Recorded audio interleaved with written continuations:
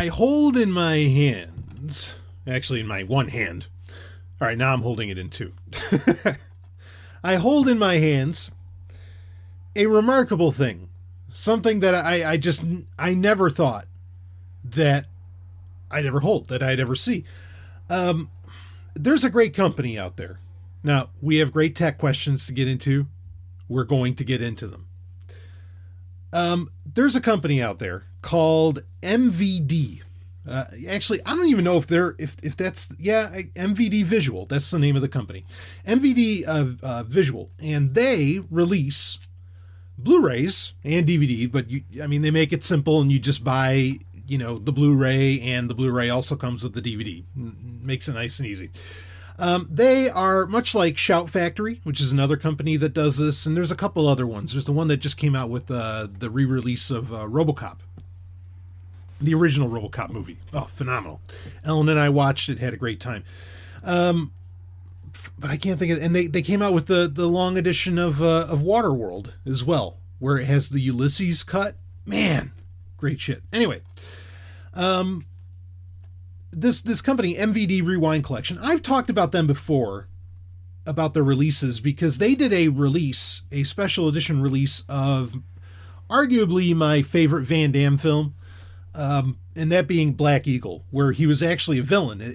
I don't think it's technically his first film, but it might technically be his first movie, and he plays a Russian kind of assassin sort of guy, and anyway, he's the villain in the movie. It's brilliant. And they also actually recently came out with they did a release of Lionheart, which I can easily say, as far as like the traditional Van Damme movies that everybody knows, is easily my favorite of the bunch. I mean, it's not it's not even a competition. Look, Bloodsport's a great movie. Go Kickboxer's a great movie. Time Cop's a great movie. Go down the fucking list. Lionheart is easily his best film. I mean, it's his, like, he wrote the story for it and everything. Oh, it's so fucking good. But none of that, not to say that I don't already have it, but none of that, I do. None of that is what I'm here to talk about. In fact, boy, Lionheart, holy shit, I'd love to do a review of that. Ellen and I both watched it. We'd love that. And in fact, it's like an extended cut that you get on the Blu-ray. Who the hell knew there'd be an extended fucking cut of Lionheart? I mean, you can tell, like, the quality, the film grain quality drops when you know it's the deleted scenes, but it's still amazing to see new content from that movie. Fuck, it's so good. Anyway, what I hold in my hands is actually Double Dragon from 1994. This is mind-boggling to me. Like, Lionheart at least was that was somewhat of a commercial success, right? I mean, at the time when that came out, it was like 91.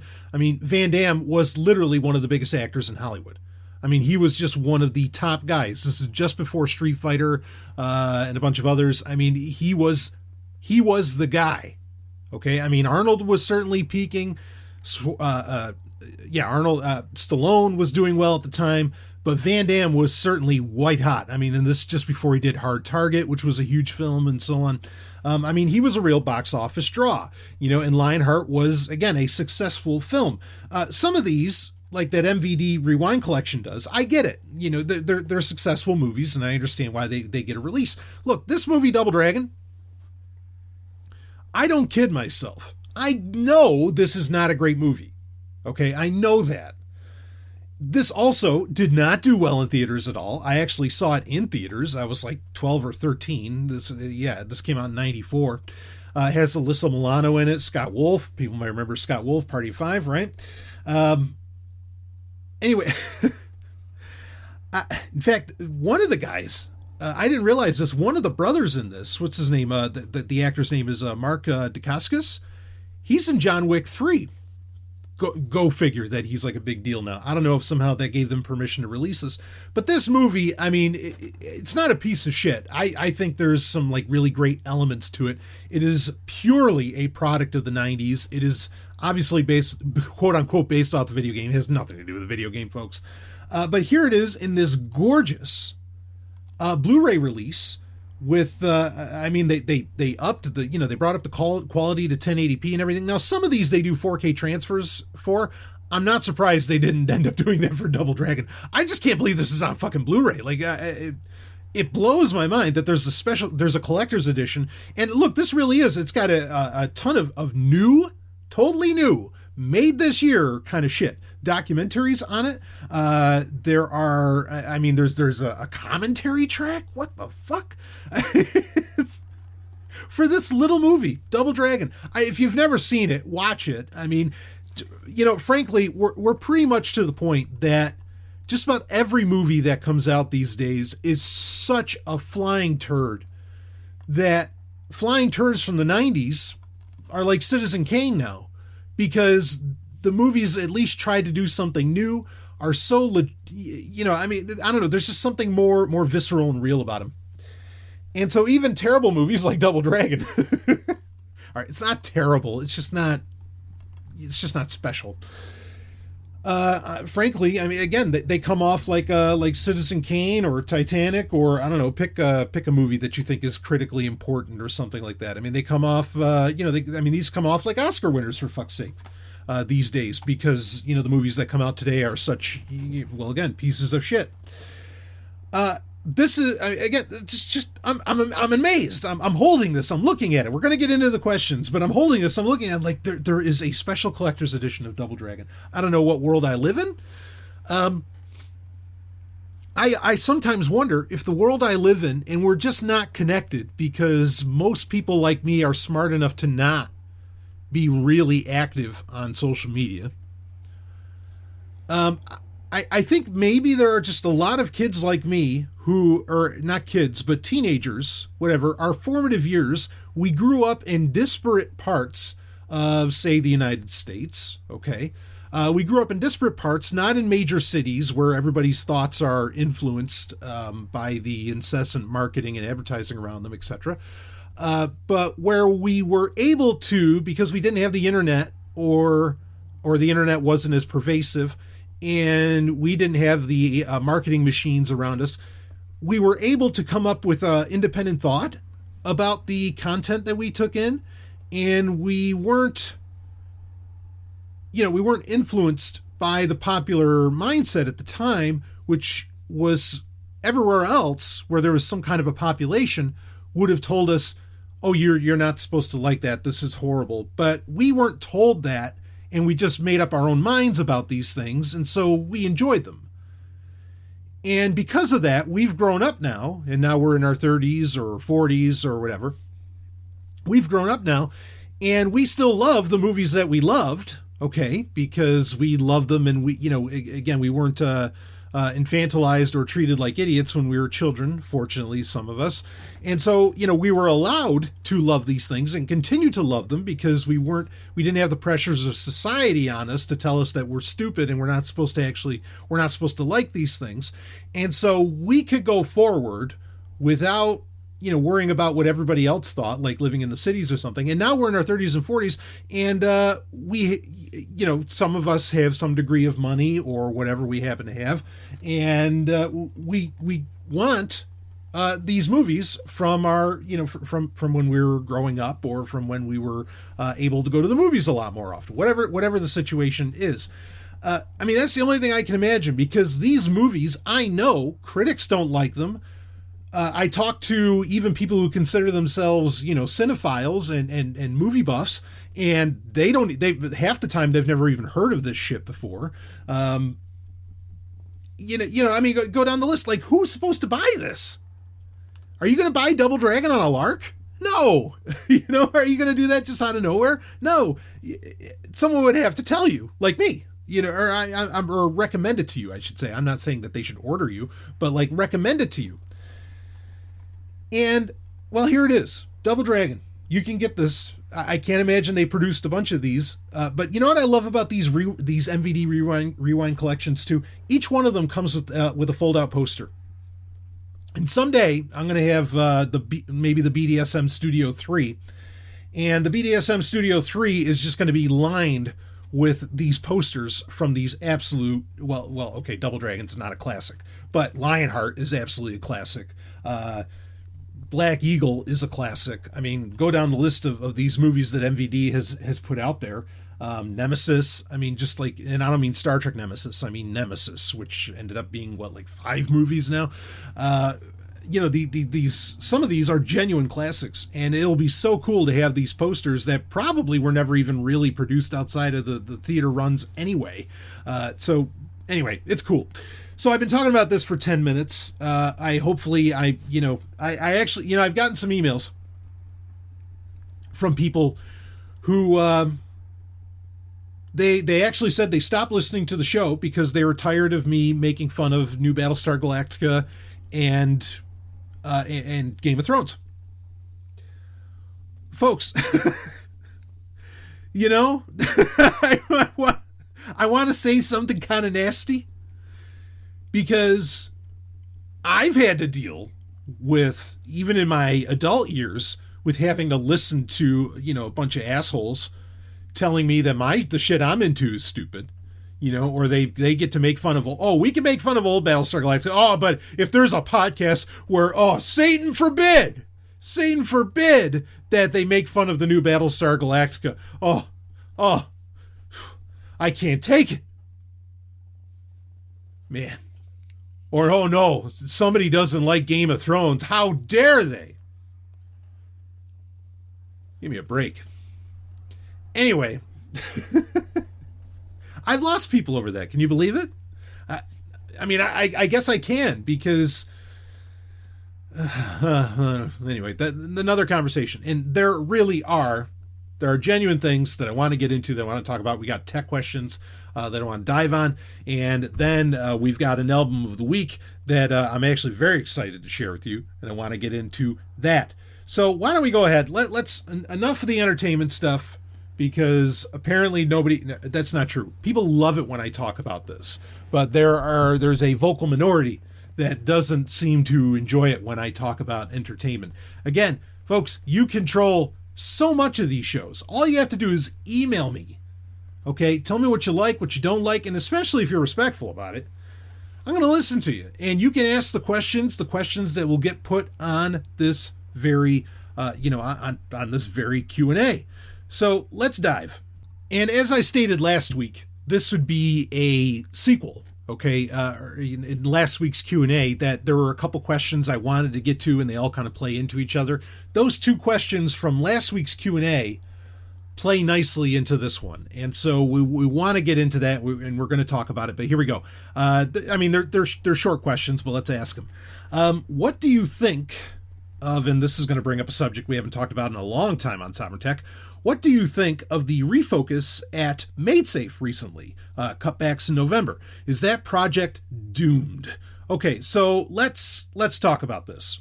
So MaidSafe, for those that might have forgotten, this is something I was very bullish about. Okay, I was very excited for this. I did an interview with the creator and the lead developer around MaidSafe, okay, David Irvine, and in fact, I think to this day, he still calls that his favorite interview that he's ever done, because the Golden Stallion can, and I'm not boasting here, I'm just saying I can see a big picture, and I'm not talking about being some stupid vision guy, fuck that shit, okay, I'm saying I can see a big picture. I play a pretty good prediction game, and I'm right way too often. I shouldn't be, but I am. I don't want to be. But regardless, okay, MaidSafe was a really cool idea, because it was a full-on decentralized internet where it's the internet, but data is stored. There's no servers. It's a serverless internet, but it still functions more or less like the internet, except there is no complete data set at any one place, so it's not centralized. Okay, imagine it's like the internet is a giant sandbox, and effectively MaidSafe would allow for a bunch of sandboxes, all like separate individual sandboxes, to have all different pieces of the sand in these different sandboxes, but they would all operate as if they were one sandbox. Does that make sense? It's a decentralized internet, no servers. I fucking love it. I know there are other projects like this out there, right? That are somewhat similar that have been out there with Freenet or Freenode, or not Freenode, that's IRC. Freenet, I think, was one of them. There's been some others. Unfortunately, let's just call it, a lot of these alternatives Oh boy, there's a sidestep I could go on this. That is really fucked up. But I'm not going to go there. Okay. Uh, no, let's talk about it for a second. Let's do it. So, another technology that I was very bullish on, and that I really tried a good hard push for, was RetroShare.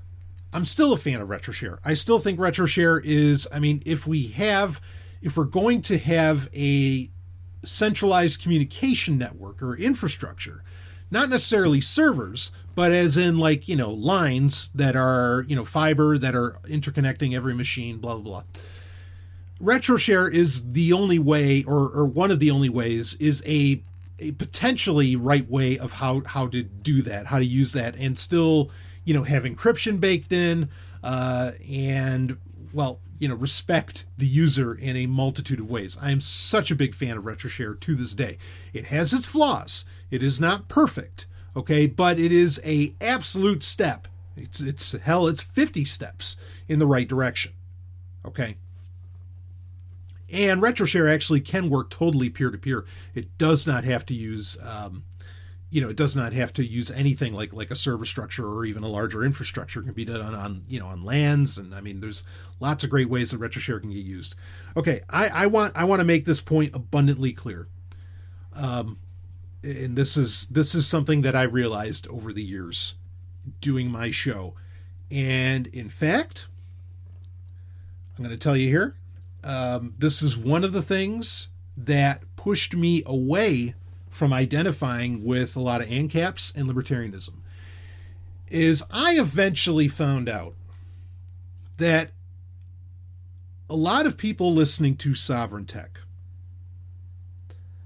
they were interested in a lot of encryption technologies, and look, yes, technology just needs to be the dumb tool that gets used by whoever, okay, from intelligent, ethical people to the asshats, okay, whatever. It needs to be that dumb tool that just does what it needs to do. Do we need widespread encryption? Yes. Are people without the best of intentions going to be able to take advantage of the fact that, say, in Sovereign Tech's dream future where everything's encrypted and let's just say with that, and or where everything's distributed, decentralized, that people would take it, like bad actors would take advantage of that for their own sick shit? Yes, I'm aware of that. Okay, but again, the technology needs to be the dumb pipes, other than it being encrypted, and using the proper math to secure it all. I'm aware that just like anything else out there, right? Just like money, okay? You can use Bitcoin to do the most beautiful things in the world, and buy beautiful things and live a beautiful life. Or you can use Bitcoin just like you can with dollar bills with the greenback from the U.S. government, or should I say from the Federal Reserve, to do, to do horrible things and to do good things, right? You can buy Christmas presents, or you can buy heroin, or, whatever. Keep it dumb. That this is the nature of just about any tool, is that it can be used in varying directions. Okay? I felt very disheartened that I eventually came to the realization that a lot of people, and this is based on a lot of questions that I was getting, that they were supportive of a lot of these different technologies, like, say, Freenet, even RetroShare, and some others. I'm just going to say it because they wanted to share material that I find to be absolutely fucking detestable, despicable, horrible. No interest in it whatsoever. I think it's a product of incredibly unhealthy and fucked up individuals. I have no kind words. I have no quarter to give these kinds of people. They wanted to share child porn. And they were interested in these technologies for that purpose. And I am bothered by how many people in my audience it eventually became very clear that that's what they were about.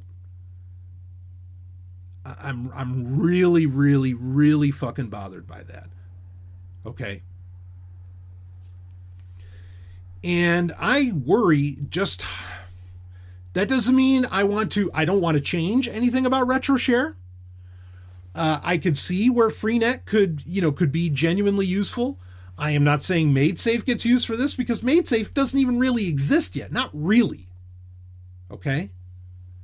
I don't want to change anything about these protocols. I'm just saying where, a lot of people wonder, like, wow, what caused the Golden Stallion to kind of step away from some of this stuff, like from Liberty circles in certain ways. I mean, I'm still an anarchist, folks. I'm as anarchist as they come. A lot of it really had to do with that, is that eventually I realized, that this is why some people were so supportive and wanted to explore a lot of these technologies. Again, I'm terribly bothered. And to make matter, like, even if I thought, okay, well, Stallion, maybe it's all just in your head. No, it's not. It was not in my head because, I mean, it's a running joke now about how, in libertarian circles and ANCAP circles, how, well, let's just call it, how pedophilia is basically normalized by a lot of celebritarians, and it gets, justifications get made for it, and arguments get made for it, and renaming it to something else. Oh, it's not actually pedophilia, it's this. What? That's a side story, a sidestep off of this. Really doesn't have anything to do with MadeSafe, okay? Other than, admittedly, I wouldn't be surprised if the same people who were excited about things like RetroShare, and look, I'm not saying that this has anything to do with the developers of RetroShare, of Freenet, whatever. I am saying that there are what I'm saying is that over the years, I learned that a lot, and I mean a lot, and I have an audience of thousands and thousands, a lot of my audience wanted these technologies for that very purpose, or at least in some fashion, or partly they wanted it for this very purpose. And that bothers the fuck out of me. Do I have a problem with the technology because of that? Not at all. That's the tool. Okay, that's just the tool. My problem is the environment. And I don't mean the digital one. I mean the environment, the cultural one, that allows these kind of bunch of fucking slapnuts to thrive. That's my problem. And it is absolutely real. Absolutely real. And if I needed to, because they did a piss poor job, I know why they're into these technologies, because they obviously don't know how to do it on their own. I could name names if I wanted. But we're going to leave it right there. Okay, and I'll warn people as it is, as it seems necessary. Because also what's happened is that really ever since 2016, the wheat got separated from the chaff in liberty circles. It really did. Like, most people ran off to being Trump supporters or whatever other crap, or they went in another direction or something, and very. I think very few people actually ended up, sticking to actual personal freedom concepts and stayed above the whole left-right paradigm. Very, very few people, I think.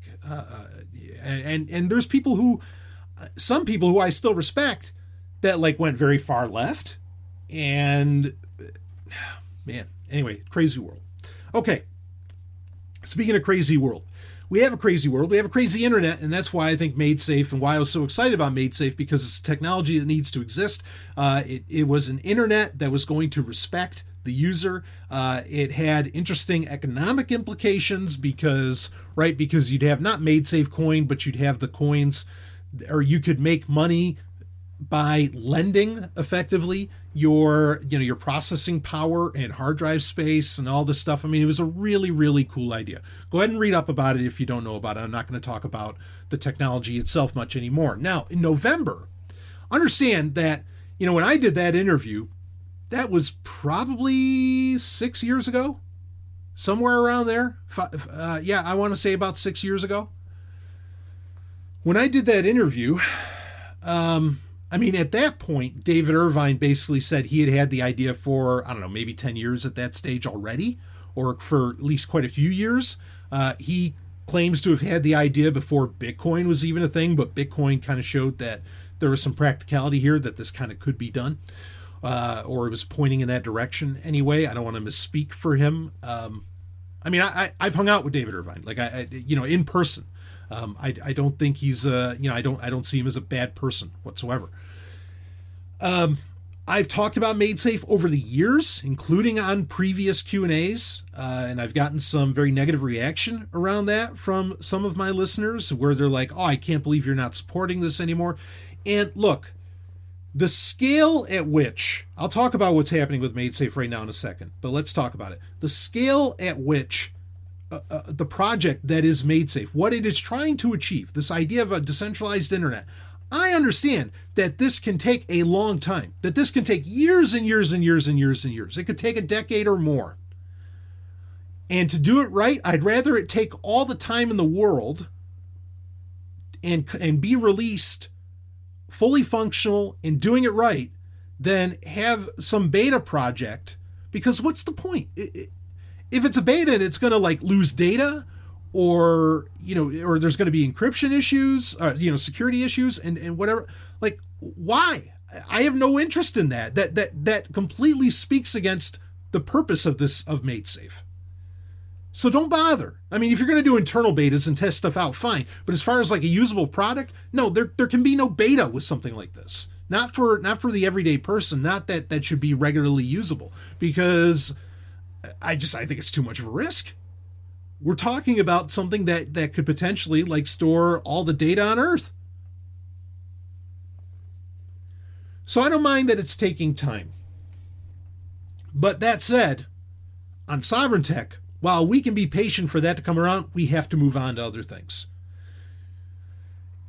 And there's a part of me that thinks that this is such a challenge, such a technological challenge, that maybe it can't be done. Maybe it can't actually work. Because at the very least, you should be able to really make it work at some very small scale. But as far as I know, it doesn't. Now, so what ended up happening in November is MaidSafe closed some remote offices. I'm guessing there was a bunch of layoffs involved in that, and they canceled all marketing. Which, I mean, it's kind of a good thing maybe that they, I reached out to them years ago about marketing. I mean, including being an advertiser on Sovereign Tech and other avenues or other venues.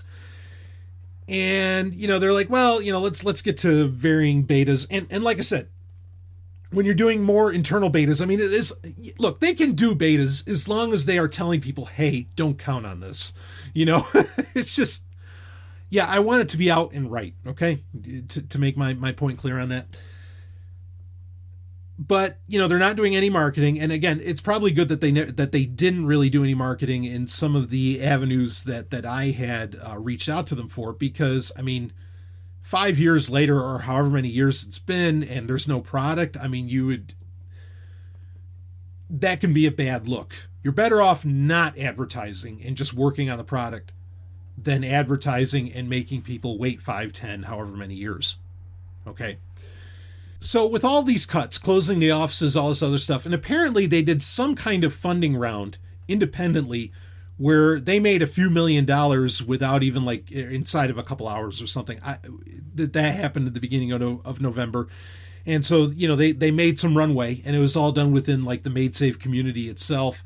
Look, ultimately, if I'm getting any little facts within this wrong, I mean, you can email me and let me know, but it's really not going to change my opinion on the matter. And this is basically, here's the question again. What do you think of the refocus at MaidSafe recently? Is that project doomed? Personally, I feel like it is a move that speaks of a lack of confidence. I get tightening the ship. I've been there. I know. I don't mean at MaidSafe. I mean, I've been in a business situation where I've had to tighten the ship. I understand that, but usually that's because things aren't going well. Okay. Now, David, I believe is more or less writing out and saying, hey, we're refocusing and we're just going to concentrate entirely on getting it launched. Yes. Is that the right move? Of course it is. But a part of me is like, well, wait, what was going on this whole time where you didn't think that that wasn't the most important thing? I'm not making fun of anybody. I'm not trash talking anybody. Okay, I'm just playing it straight with you here about this project. None of this is confidence boosting whatsoever. I don't know if it's ever going to become a thing. Okay, I really don't. I said this years ago, and I'm saying it again. I don't know that MaidSafe is ever going to be a reality, or if what it proposes is even possible. I just don't know. I can't say for certain that it's going to happen. I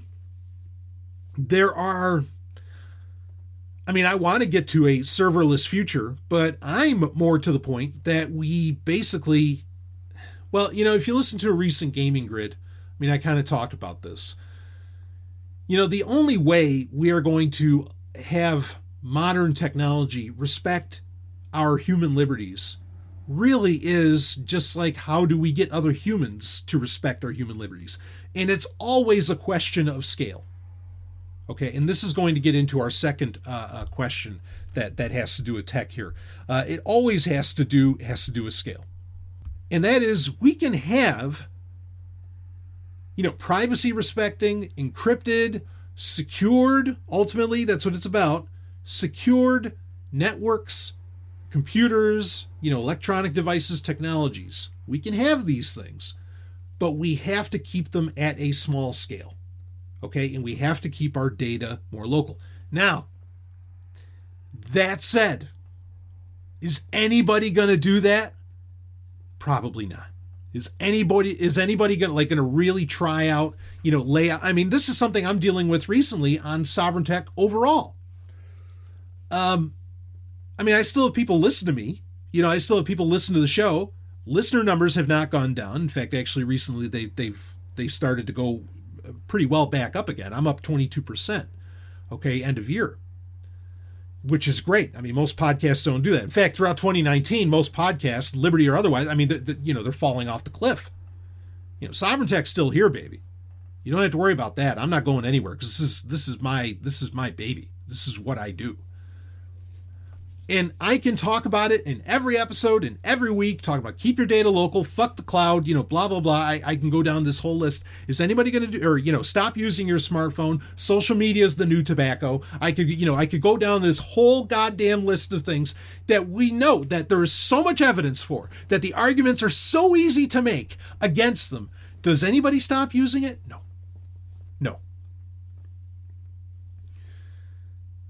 In some ways, even I am just as bad, because there is a world that we, to survive, we kind of have to live in, at least for right now. And we are in many ways forced to use technologies that we know are ultimately harmful to us.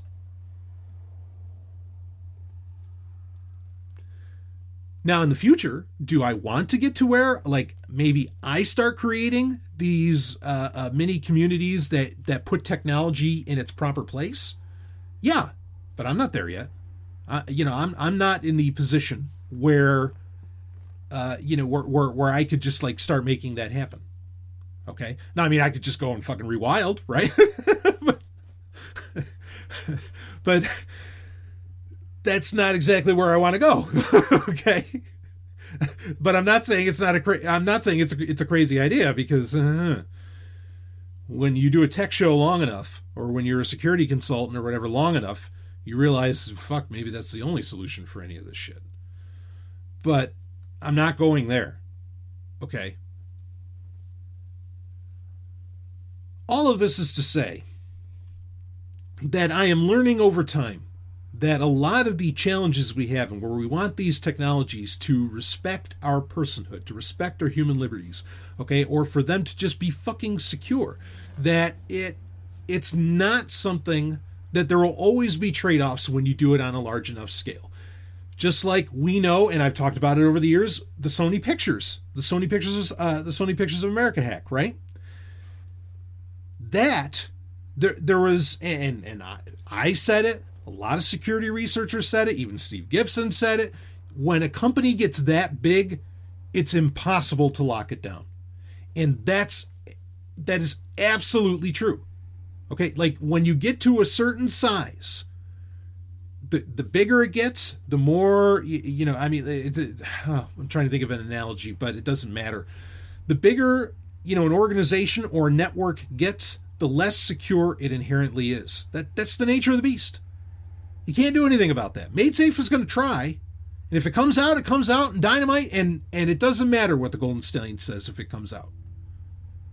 Okay, when it's out there and it's real, then great. When my doubts about it are meaningless, and that's all they've got to do. They don't have to listen to me. They don't have to pay attention to anything that the Golden Stallion says. If I doubt the project, you don't have to listen to me about that. They don't have to care what I say. All they got to do is put it out there, and then everybody's mouths get shut. But I also am not going to wait around, and I will take the very practical steps, and the steps that exist right now. Or if I have to, build some of the technologies and I mean that, and some of the software that is needed, to do something right now.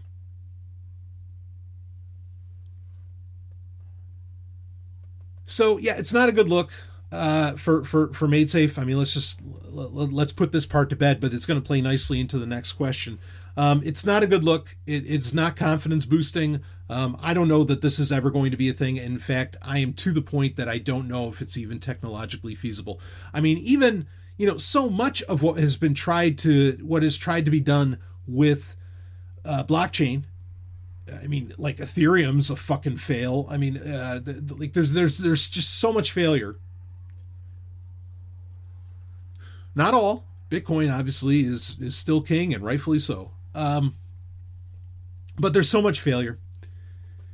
Yeah. Some of this stuff, I don't, and you could say, well, it's just not its time yet. No, some of this stuff really should never be. I mean, for example, like a lot of people say, yeah, we had Twitter in the 90s. Just nobody was there to really use it. Okay, but then that's sidestepping. Wait, should we even have a Twitter? Maybe not. I'm not going to disagree with you there. I mean, I think about that. And again, we're going to get into the second question. I think about that. And, I started implementing what I often call the science fiction method. And I know there were games, like I remember in the 90s, the Wing Commander games would kind of have in the game you were playing a character and there were these aboard this, space carrier vessel, basically, they had all these fighter ships and everything that would come out. You'd be on that, and you could go up to a screen and there would be like a message board. Or even I remember in X-Wing Alliance, Star Wars X-Wing Alliance, which is great. You could get like emails in it and little messages and everything. None of these games really ever theorized, or science fiction in general never really theorized something like social media. Okay. And I think part of the reasoning for that, not that, science fiction writers or game developers or whoever else weren't smart enough to come up with those kinds of ideas, because again, we already have people that admit, no, we already had these kind of technologies, 10, 15, 20, 30 years ago, whatever. It wasn't their time yet for people to take advantage of them. Maybe there wasn't enough of a network effect. I think it's more because they realized that, well, if, I don't know, if aboard the Midway, which was then Wing Commander Prophecy, right? If aboard the Midway, that there was a Twitter that the entire crew could like post in and talk to each other about, no one would get anything done. And everybody would be getting into so many petty squabbles, the ship would probably end up blowing up in the middle of space. You wouldn't need the Kilrathi, not that they were fighting the Kilrathi at the time. All right, the Tiger Claw. The Kilrathi wouldn't have to attack the Tiger's Claw. Social media would destroy any Space Force that was out there, because they'd be fighting amongst themselves, because it just breeds that. So again, there are some of these ideas that are just bad ideas, regardless, or that are just like either they're impossible, or basically impossible, practically impossible, so I guess improbable maybe be the word I use, or they're just bad ideas and they shouldn't be in existence in the first place. I'm not saying MaidSafe is in that latter part, but in the former, yeah, maybe. So anyway, let's get into, while we're talking about blockchain, let's get to the second question here from the same person, and this is based, again, this kind of follows up with the couple questions the same person had last week. So I know you like the idea. Here we go. I know you like the idea of crypto for use within a niche of like-minded people, but is crypto constrained by that goal any better than fiat cash, physical gold, etc.? So I really should have asked the person to like maybe expand upon this, and in fact they already responded to last week's Q&A, and maybe I'll get to that in a following Q&A, but I want to get to these two here first. But I'm guessing what you're saying is that if it's constrained, if it'd be constrained better than cash or physical gold, as in you'd be able to secure it as long as it stays within a niche. But can you really secure it? Because like if you use cash and other things, it would still end up, it could still get controlled or influenced by outside forces. No, like there's nothing to keep an open source, digital token from being influenced by outside forces, unless, and this is kind of the key, and you've got to understand that what I was just talking about as well. Like if I set up, okay, and this is all theoretical, I'm not saying I want to do this or would. If I set up what I consider to be a community that is an environment of personal freedom and privacy and human liberty respecting and healing and whatever, all a perfect world.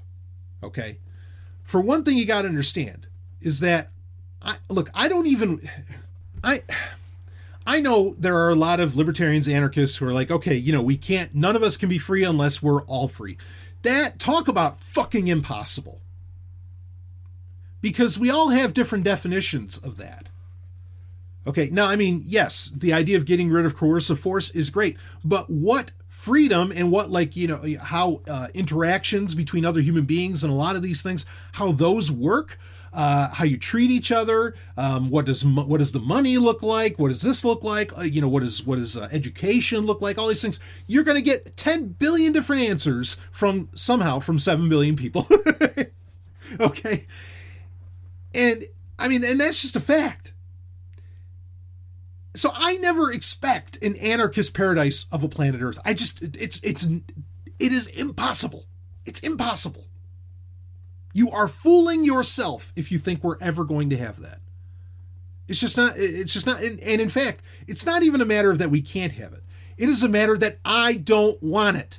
As an anarchist, I don't want 7 billion people all thinking the same way, walking the same walk, engaging, and educating the same way, doing all these other things. I want 7 billion people, I guess, with the most amount of choice, but then what they choose is probably going to be very different from what I want, because there are going to be people who, I don't know, follow the Pope still. There are going to be people who follow Allah and what or whatever. And I don't care. I just want to be left alone. Newsflash for people. To be left alone, the entire planet Earth does not have to be anarchist. All you have to do is create your little enclave and disappear. And that gets at the key, okay? Is that while I agree, I mean, here's the beauty, right?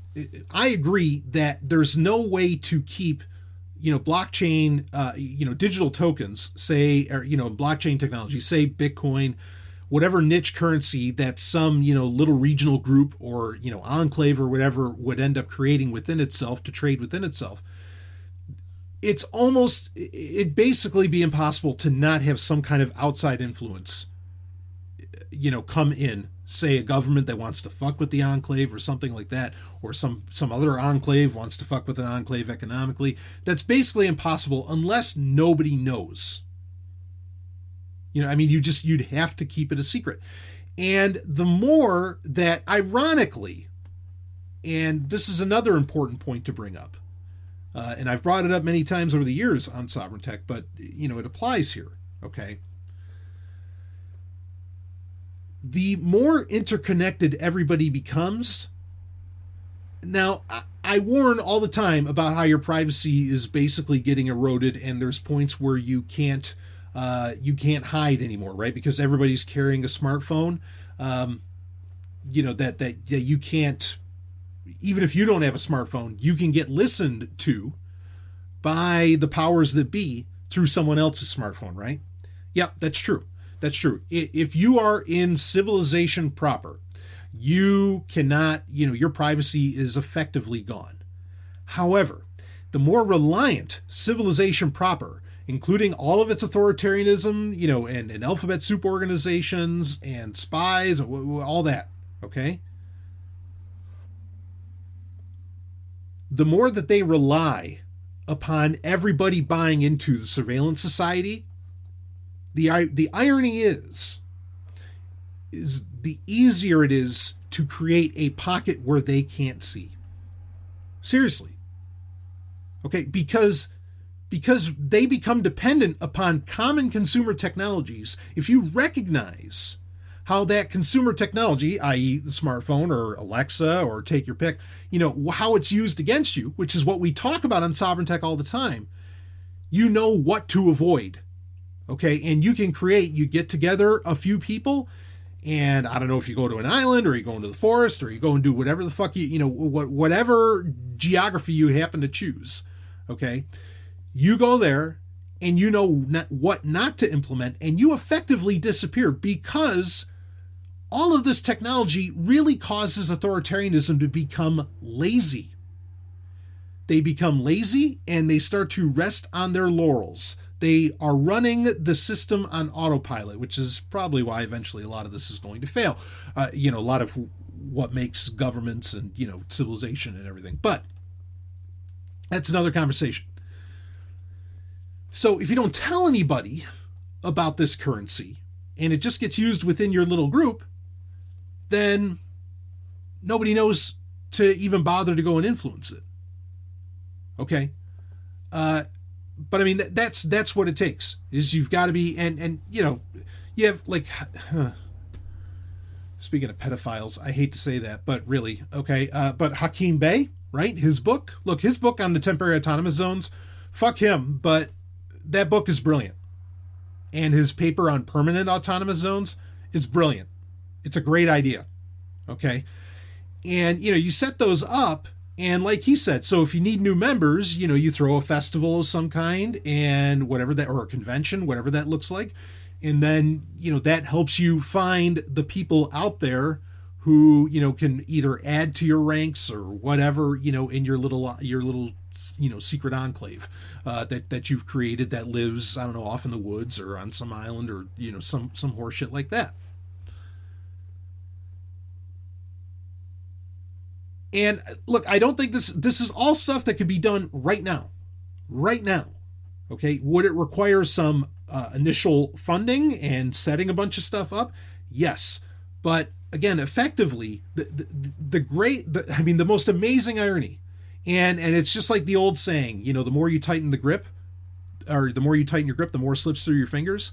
That's exactly what we're dealing with right now. The surveillance society is tightening its grip hard. But that also allows for more to slip through its fingers because, again, the powers that be are reliant upon you buying into the tightened grip, you buying into smartphones and all these other things.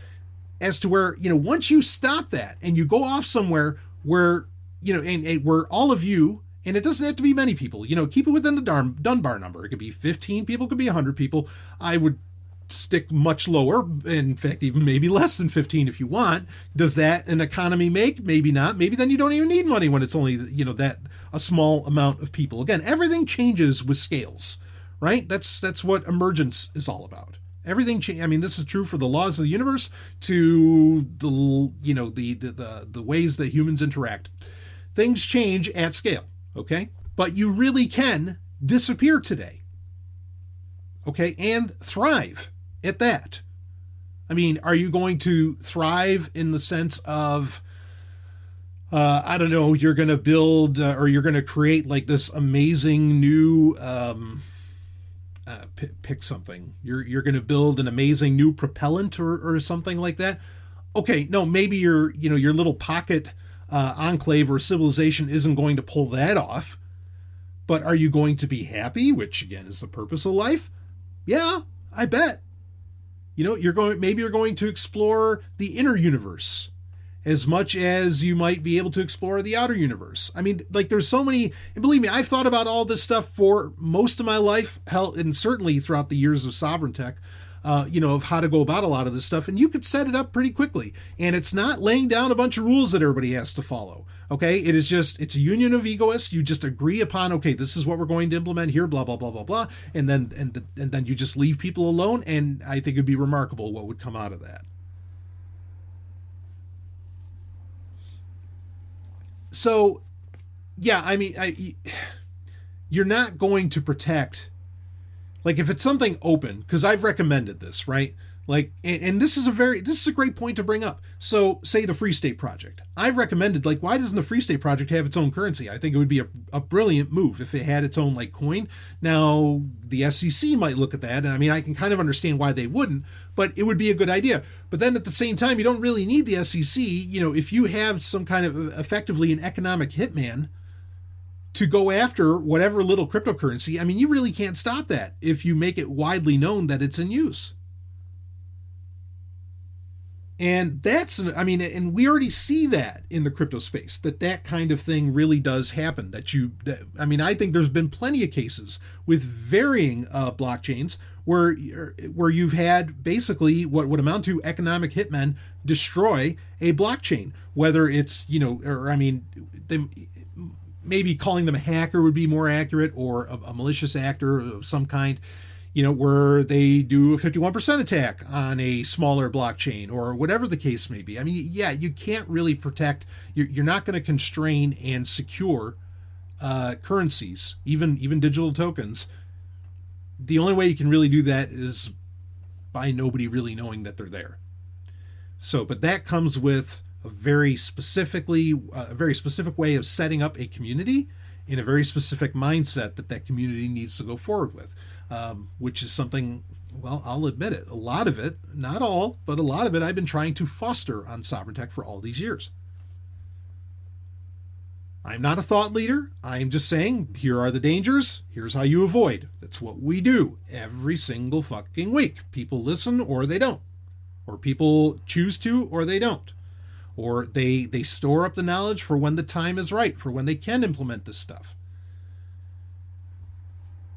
But I mean, I'll stand by this all the way. And this has never changed on Sovereign Tech for almost 10 years. The way to get personal freedom in your life right now, you have to create intentional communities. And stop trying to create like a libertarian paradise on the entirety of planet Earth. Stop trying to make an anarchist paradise on the entirety of planet Earth. It is never going to happen, and nor should it. Because freedom is choice. And even if people have, and ultimately they always do, have the baseline of choice, okay, whether coercion gets involved or not, some people are going to choose something that is not anarchist paradise and not libertarian paradise. And who the fuck are you to tell them they can't have it? You can go ahead and tell them that it's unethical, fine. But what are you going to do? Are you just going to start offing people en masse because they don't think your way? Boy, that sounds like freedom to me. I hope you notice my sarcasm there. So, anyway, read about egoism. No. Another thing that has been the case on Sovereign Tech throughout most of its history. But there you go. So I hope that answered that. You raise a great point. Okay. This Q&A comes as its own warning that some of these promises of blockchain may never come to fruition, might not even be good ideas, and might be improbable at best. And also that, ultimately, like something that a lot of people don't pay attention to is that a lot of these, cryptocurrencies, could fall under the influence of, very, very easily of economic hitmen. Doesn't even need to be de-anonymized by whatever chain analysis group or by the CIA or whatever. Like, all they need is somebody to buy in and sell out, or throw enough hash and power at it, whatever. And that is something that you've got to consider and look at. And ultimately, with just about, every issue that we talk about every single week, some of them are just bad ideas, like voice assistants. Other ones are problems of scale. And when you get a scale small enough, it can often, I think just about every problem, I don't want to say every one, but many of the problems that we discuss every single week can be solved just by lowering the scale, by decreasing the size and the scope. So with that said, I hope I answered these questions well. If you have more questions, I will read them next week. If you have responses, I love these questions. Thank you, listener. I am beyond honored that you are seeking my opinions on these things. And I mean that from the bottom of my heart. So thank you. And if you have further questions or you want to engage some of what I said and have responses, I would love to cover those responses with you. I think it's beautiful. These are the kinds of big conversations and important conversations that I think we need to have, and that very few shows, tech or otherwise, are even bothering with. And in fact, the ones that might even have done that, like I said, they're falling off the cliff. So anyway, let's get into, as we always do on the weekly Q&As, let's get into our album of the week. And this one is a doozy coming from one of my favorite record companies or music. Would you call it a record company? Sure, what the hell. Basically a company that puts out albums of some kind. And this is specifically soundtracks. And we are talking about La La Land Records. I am a huge fan of what La La Land Records puts out there. Them, along with, we're talking about like MVD Visual. La La Land Records is kind of the MVD visual of, or the Shout Factory of music, right? Just like Entrada does this as well. And there are a couple other companies out there, small labels. That's what I meant to say, record labels. Or music labels. There are these tiny cottage music labels that do great business. Again, they keep it at scale. They do great business, sell beautiful collections, okay? But they know that their audience is limited, and so they only do a print run of like 3,000 of these things. They sell for a premium, but they know their audience is there. They don't have to have everybody buy this, because everybody's not going to buy this. And our album for this week is actually a soundtrack that just came out. It's celebrating the 25th anniversary of one of my favorite movies of all time and one of my favorite franchises of all time, that being Stargate, which we actually talked about recently on a Q&A, I remember. But yeah, it's hard to believe that, Stargate's got a great tech history because it was the first movie to have a website in 1994. I don't know if most people remember that. In fact, I think the website might still be up.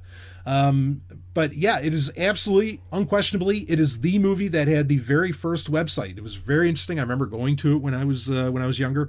But yeah, from 1994, so 25 years later, and here it is, 2019 remastering and re-release. Which, let's be clear here, David Arnold, one of my favorite composers, David Arnold's Stargate score has been re-released as deluxe editions and whatever else probably 4 or 5 times over. In fact, I can look in my collection right here and right on my NAS, and I can see I already have like 4 different versions of this soundtrack.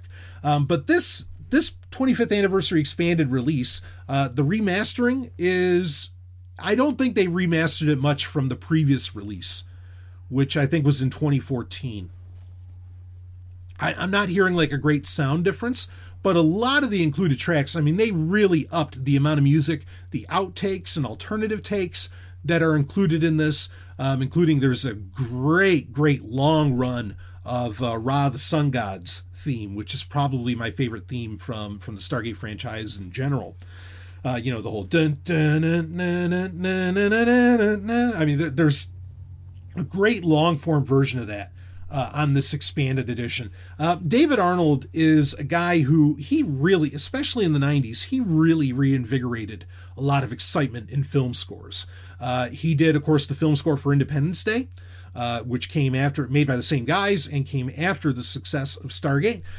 He ended up he scored a lot of the Pierce Brosnan James Bond films, and I think he did a tremendous job of that as well.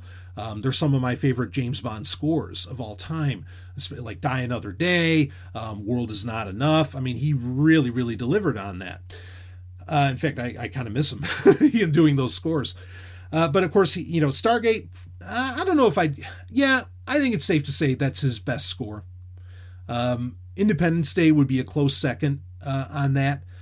He also did the theme music, even though Kevin Kiner did the bulk of the scoring and the rest of the music for it. Speaking of Wing Commander, ironically, I didn't plan on that, but it came up. The movie Wing Commander, he wrote the theme for.